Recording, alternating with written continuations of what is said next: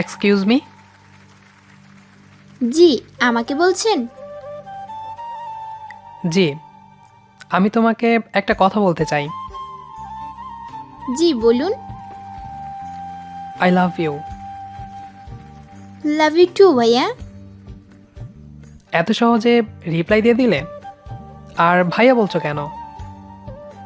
আসলে ভাইয়া, আমার না কোনো ভাই বোন নেই। একটা বড় ভাইয়ের খুব শখ ছিল, আর আজ থেকে আপনি আমার বড় ভাই। থ্যাঙ্কস আমার স্বপ্ন পূরণের জন্য। বড় ভাইকে তো লাভ ইউ বলাই যায়, তাই না? দেখো, আমি তোমাকে সেভাবে কথাটা বলিনি। ও, এইবার বুঝেছি কি বলতে চেয়েছেন। যদি বুঝতে পেরে থাকো তাহলে উত্তর দাও এবার।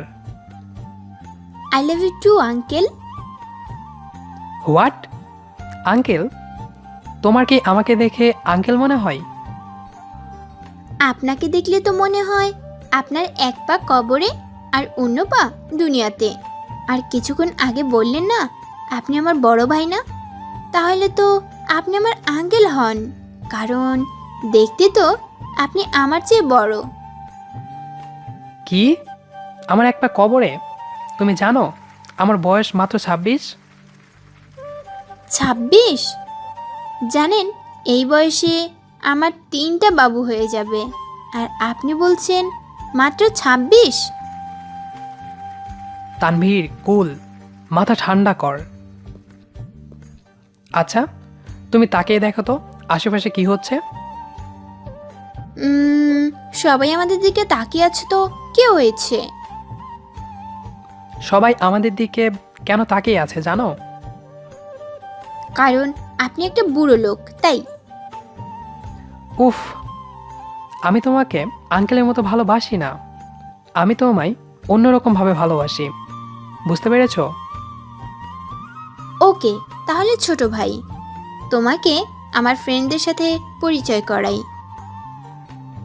আবার? আমাকে কোন দিক দিয়ে তোমার ছোট ভাই মনে হয়? আজীব তো, বড় ভাই হবেন না, আঙ্কেল হবেন না, এখন আবার বলছেন ছোট ভাইও হবেন না। এখন আপনি কি হতে চান ক্লিয়ারলি বলবেন তো? আমি এইবার আর সহ্য করতে পারলাম না। সারার হাত ধরে বললাম, I want to B your boyfriend, understand? এইবার বুঝতে পেরেছি, এতক্ষণ এই কথাটা বললেই হতো। ওকে, আজ থেকে আপনিও আমার বয়ফ্রেন্ড। আপনিও মানে? তোমার কয়টা বয়ফ্রেন্ড? কতগুলো তা তো গুনে দেখিনি, আর আমার গার্লফ্রেন্ডও আছে। আমি মনে মনে বললাম, হাই আল্লাহ, এই কোন পাগলকে ভালোবাসলাম যে আমার কথাই বুঝতে পারছে না। না, আমাকে আরও চেষ্টা করতে হবে। হয়তো ছোট মানুষ, তাই বুঝতে পারছে না। আচ্ছা বয়ফ্রেন্ড, চলো ওইদিকে গিয়ে তোমাকে আমার ফ্রেন্ডদের সাথে। আমি এবার রাগে ব্লাস্ট হলাম, কারণ একটা মেয়ের এত বাজে বকবক কতক্ষণ সহ্য করা যায়। আমি বললাম, এই এই মেয়ে, এই কি সমস্যা তোমার? বোঝো না আমি তোমায় ভালোবাসি, তোমাকে আঁকড়ে ধরে আমি বাঁচতে চাই। বুঝতে পারছো না? আমি তোমার হাত ধরে হাঁটতে চাই। এই বসন্তের দিনের মতো তোমার জীবনকে আমার ভালোবাসার রঙে রঙিন করে তুলতে চাই। আপনি এভাবে বলছেন কেন? আমার বাবা মাও আমাকে এভাবে বকেনি। ওকে ফাইন, আমাকে ভালোবাসতে হবে না। আমারই ভুল, একটা বাচ্চা মেয়েকে আমি ভালোবেসেছি। আমি কথাটা বলে চলে যাচ্ছিলাম, তখন সারা পেছন থেকে বলল, আমি ছোট নই, আমার বয়স 18। আমি সেদিকে তোয়াক্কা না করে সামনে এগিয়ে গেলাম, আর মনে মনে বললাম, কি ভাগ্য আমার, ভালোবাসা দিবসের দিনেও একা ঘুরছে। এতদিন কত অপেক্ষা করেছি, সারাকে এই দিনে প্রপোজ করব, নিজের জীবনসঙ্গিনী করব, কিন্তু ভাগ্য। আমি এইসব বলে সামনে এগিয়ে যাচ্ছিলাম, হঠাৎ দেখি অনেকগুলো ছেলে মেয়ে দাঁড়িয়ে আছে বেলুন হাতে নিয়ে, আর সেখানে লেখা, আই লাভ ইউ তানভীর। আমি দেখে হতভম্ব হয়ে গেলাম। এটা ভেবে কে আমাকে প্রপোজ করলো। তখনই সেই ছেলে মেয়েগুলো মাঝখান থেকে সরে দাঁড়ায়, আর সারা বেরিয়ে আসে হাতে একগুচ্ছ গোলাপ নিয়ে, আর হাঁটু গেড়ে বসে বলে, সরি ওইভাবে মজা করার জন্য। এখন বলছি আই লাভ ইউ। সেদিন থেকে, যেদিন আপনি আমার বাবাকে রক্ত দিয়ে জীবন বাঁচিয়েছিলেন। আমি যেন নিজের কানকে বিশ্বাস করতে পারছিলাম না। দৌড়ে গিয়ে সারাকে জড়িয়ে ধরে বললাম, আই লাভ ইউ লর্ড। সেসব ঠিক আছে, কিন্তু এখন ছাড়ো, সবাই দেখছে। আমি সারাকে ছেড়ে দিয়ে একটু লজ্জা পেয়ে নিচের দিকে তাকাই। জব করেন তো, তাই না? মাথা নাড়িয়ে উত্তর দিলাম, হ্যাঁ। তাহলে বিয়ের পরেই প্রেমটা করব, ওকে? ওকে ম্যাডাম, প্রেমটা বিয়ের পরেই হবে। আরে এত কিছুর পোস্ট বললে, মানে বড় ভাই, ছোট ভাই, আঙ্কেল, শুধু জামাইয়ের পোস্ট বললেই তো হতো। সারা লজ্জা পেয়ে আমার বুকে মাথা লোকাই। আর এভাবে চলতে থাকে আমাদের খুনসুটি ভরা ভালোবাসা।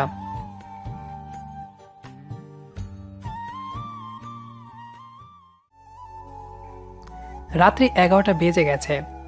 অনু টেবিলে খাবার নিয়ে বসে আছে তার স্বামীর জন্য। অনু কখনো আগে খাবার খায় না যতক্ষণ না তার স্বামী তানভীর খাবে। তানভীর না খাওয়া পর্যন্ত সে না খেয়েই বসে থাকবে। এটাই হয়তো স্ত্রীর প্রকৃত ভালোবাসা। আজকাল কয়জন মেয়ে এমন করে? প্রায় সব মেয়েই তো তার স্বামীর জন্য খাবার নিয়ে বসে থাকে না। তবে যে সকল মেয়েরা তার স্বামীর জন্য খাবার নিয়ে বসে থাকে, সেই সকল মেয়েগুলোকেই প্রকৃত নারী বলা সম্ভব। কারণ তাদের কাছে পৃথিবীর সব থেকে দামি হলো তাদের স্বামী। এই জন্যই তারা স্বামীর জন্য সব কিছু করতে পারে। অনু এক হাত গালে দিয়ে চেয়ারে বসে থেকে ঝিমাচ্ছে। হঠাৎ করে বাড়ির কলিং বেলটা বেজে উঠল। অনু বুঝে গেছে তানভি চলে এসেছে। চেয়ার থেকে উঠে অনু দরজা খুলতে চলে যায়। কি ব্যাপার, এত রাত করে বাসায় ফিরো কেন? কাজের চাপ একটু বেশি, সেজন্য বাড়িতে ফিরতে লেট হয়ে যায়। ব্যাগটা দাও, আর তুমি ফ্রেশ হয়ে নাও। অনু ব্যাগ হাতে নিয়ে রুমে চলে যায়। এইদিকে তানভীর ফ্রেশ হতে যায়। তানভীর ফ্রেশ হয়ে এসে রুমে শুয়ে পড়ে, আর অনু খাবার টেবিলে বসে থাকে খাবার নিয়ে। কিন্তু তানভীর খাবার খেতে আসে না। তানভীর খেতে না আসাতে অনু টেবিল থেকে উঠে রুমে চলে আসে। রুমে এসে দেখে তানভীর শুয়ে আছে। কি হলো, তোমার শরীর খারাপ নাকি? না, শরীর খারাপ হয়নি, একটু ক্লান্ত লাগছে। টেবিলে খাবার রেখে বসে আছি, খাবে কখন? আমি বাইরে থেকে খেয়ে এসেছি। কি বললে? বাইরে খেয়ে এসেছো তুমি? হ্যাঁ, তুমি খেয়ে নাও। তোমাকে না কতদিন বলছি বাইরের খাবার খাবে না। তোমার জন্য আমি প্রতিদিন না খেয়ে বসে থাকি, আর তুমি প্রায় দিন বাইরে খেয়ে আসো। কেন এমন করো? আমাকে কি মনে করো তুমি? অনু, তুমি এখন যাও তো।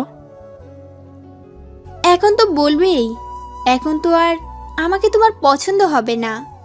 আমি তো আর আগের মতো নেই, পুরনো হয়ে গেছি। পুরনো জিনিস কি আর ভালো লাগে? অনুর মুখে এমন কথা শুনে তানভীর রেগে গিয়ে বিছানা থেকে উঠে পড়ে। বিছানা থেকে উঠে গিয়ে অনুর গালে কষে একটা চড় মেরে দেয়। অনুকে চড় মেরে দিয়ে রুম থেকে বেরিয়ে পড়ে তানভীর। রুম থেকে বেরিয়ে বাড়ির বাইরে চলে যায় তানভীর। নিজের বউয়ের মুখে এমন কথা শুনে রেগে যায় তানভীর। সেই জন্য নিজেকে কন্ট্রোল করতে না পেরে চড় মেরে দেয়। বাড়ি থেকে বেরিয়ে একটু দূরে চলে আসে তানভীর।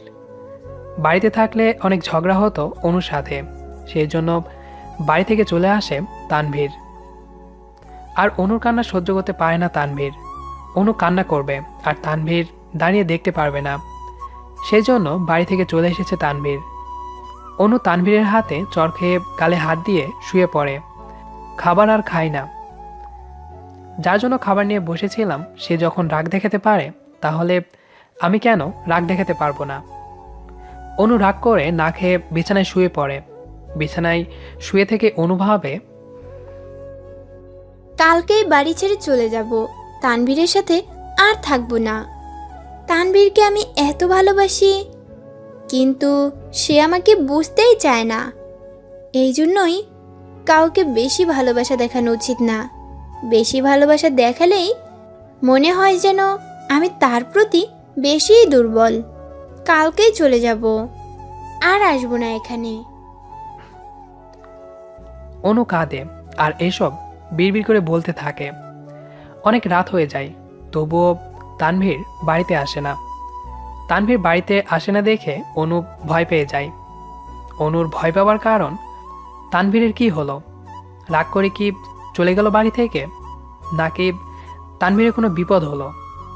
অনেক রাত হয়ে গেছে, তবুও তানভীর আসছে না কেন?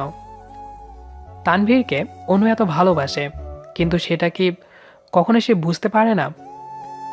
অনু কাঁপা কাঁপা হাত নিয়ে তানভীরের ফোনে ফোন করে। প্রথমবার কল ধরে না, আবার কল করে। এবার তানভীর ফোনটি ধরে। কি ব্যাপার, এত রাত হয়েছে, বাড়িতে আসছো না কেন? বাড়িতে গিয়ে কি হবে? বাড়িতে গেলে তো তোমার বকবক শুনতে হবে। আমি কি বেশি বকবক করি? হ্যাঁ, বেশি বকবক করো। আচ্ছা, এরপর থেকে তোমাকে বকা দেব না, আর বেশি বকবক করব না। এখন বাসায় আসো, বেশি রাত করে বাড়ির বাইরে থাকতে নেই। যাব না বাড়িতে, সারা রাত এখানেই থাকবো। তানভীর, প্লিজ বোঝার চেষ্টা করো। এই হালকা হালকা ঠান্ডায় তুমি অসুস্থ হয়ে পড়বে। আমি চাই না আমার কারণে তুমি অসুস্থ হয়ে পড়ো। আচ্ছা, তাহলে আসছি, দাঁড়াও। আর কান্না বন্ধ করো। ফোনটা কেটে দিয়ে বাড়ির দিকে হাঁটতে লাগলো তানভীর। মেয়ে মানুষগুলো অদ্ভুত প্রকৃতির। এরা এখনই ঝগড়া করবে, এখনই রাগ অভিমান করবে, আবার কিছুক্ষণ পরেই সব ঠিক হয়ে যাবে। এদের বুঝতে পারার ক্ষমতা পুরুষদের এখনো হয়ে ওঠেনি। এই জন্যই মনে হয় এই কথাটি বলা হয়েছে, মেয়েদের মন গিরগিটির মতন। গিরগিটি নিজেকে বাঁচাতে যেমন নিজের রং পরিবর্তন করে, তেমনি মেয়েদের মনও সেকেন্ডে সেকেন্ডে পরিবর্তন হয়। তানভীর বাড়িতে চলে এসে দরজার কলিং বেলটা বাজায়। কলিং বেল বাজানোর কিছুক্ষণ পরেই অনু দরজা খোলে। হয়তো রুমে ছিল, এই জন্য আসতে দেরি হয়েছে। দরজা খুলে দিয়ে অনু তানভীরকে কিছু না বলে সোজা রুমে চলে গেল। তানভীর বুঝতে পারে অনু রাগ করেছে। তানভীর রুমে গিয়ে দেখে অনু শুয়ে আছে।